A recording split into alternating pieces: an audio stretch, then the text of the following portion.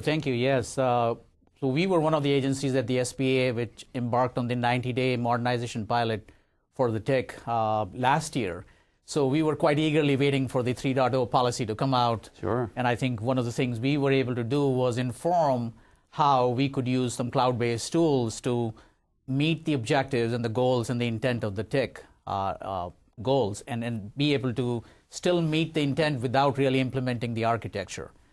But let me kind of talk a little bit from a network standpoint, because network is really key to everything we do. And so one of the things we are looking at right now is if you think about cloud service providers, the CSPs, each of them have multiple regions throughout the country.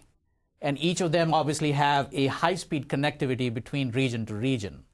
So what we are looking at and exploring right now is how we could leverage the existing connectivity these CSPs have, and some of these CSPs actually are providing a way to access them.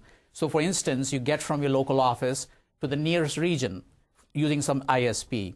And from there, you could ride their backbone, which is a very high-speed connectivity, right? Right. It changes the whole paradigm of the network connectivity model, right?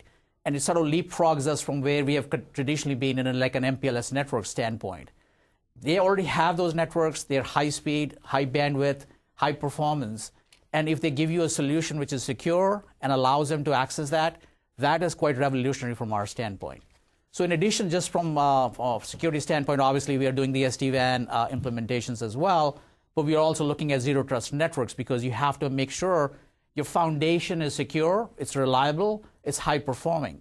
Because increasingly the load on the network is going to be increasing as we go through more SaaS services or PaaS services where you are relying on the network to connect to your cloud sources. So that's the state of the affairs from our standpoint. Sure.